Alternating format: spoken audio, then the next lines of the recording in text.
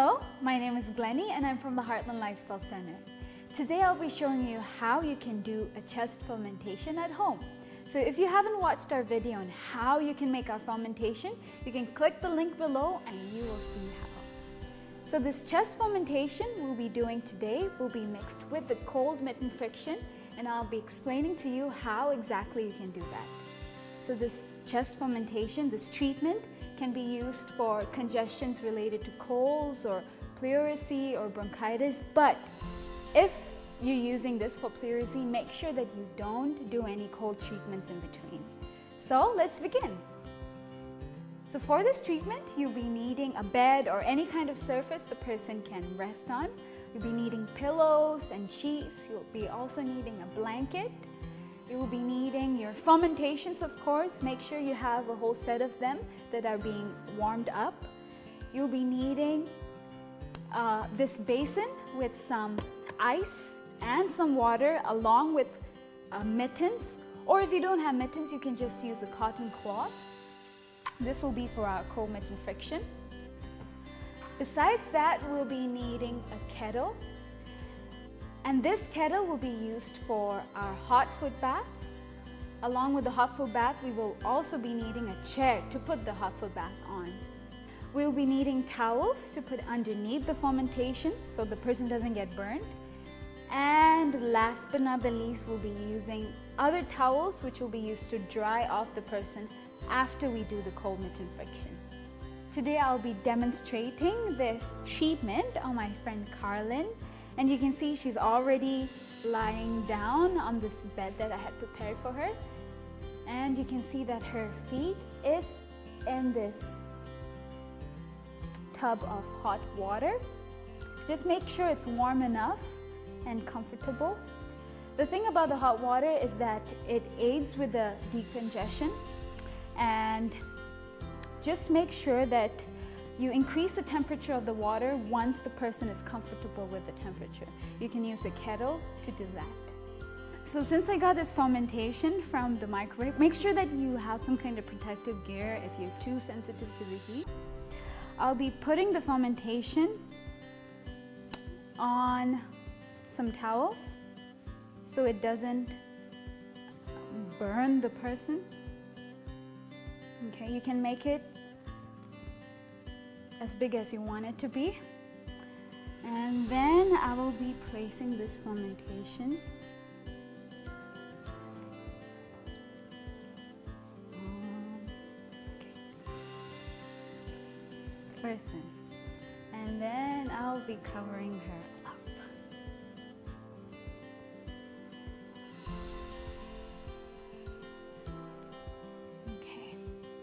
So we'll be keeping this fermentation for about 3 to 5 minutes, and once we're done with that, we'll be doing the cold mitten friction. So after the fermentation has lost its heat, maybe it'll take anywhere from 3 to 5 minutes, you can then do the cold mitten friction.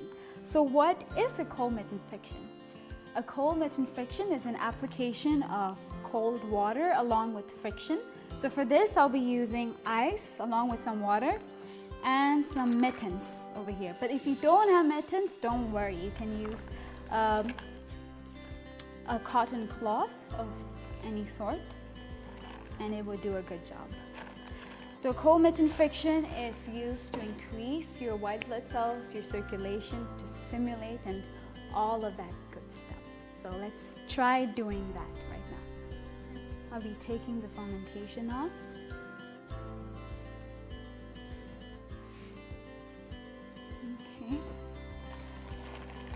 And then I'll be using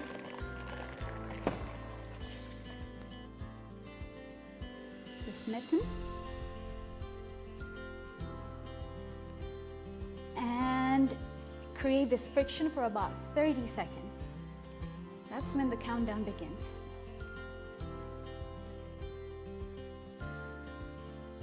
So like I mentioned earlier, cold mitten friction is something that's not recommended for someone who's pleurisy or fluid in the lungs, so be aware of that. Okay. So once you're done, make sure you have a cloth so you can dry them off really well.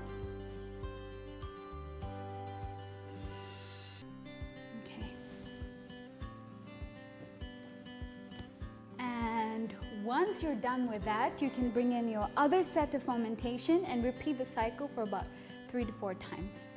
So I just got my second fermentation out of the microwave, so it's nice and hot. I'll be putting this again, and I'll be decreasing the layer of the towel.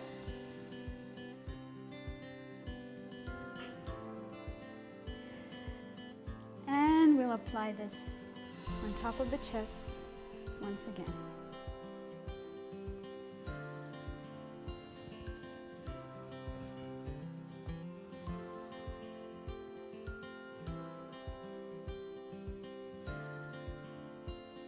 So here's a side note, make sure that you check the hot foot bath.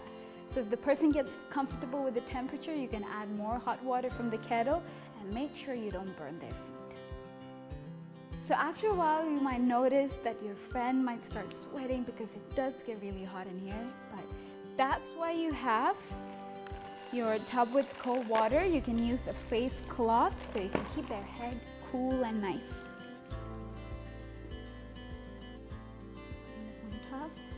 That feels really good if you're sweating.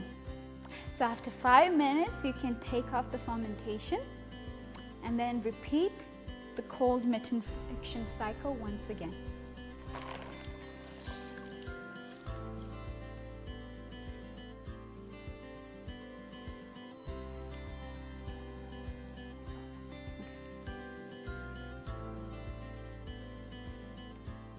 Okay. 30 seconds. Then after these 30 seconds, we'll be wiping them off. And you can repeat the cycle about 3 to 4 times. So after you're done with the treatment, our last step is to pour cold water to the feet. So the reason why we do this is to close the pores and to promote active dilation. So we're putting the feet up. And then I can use the cold water, pour it on top.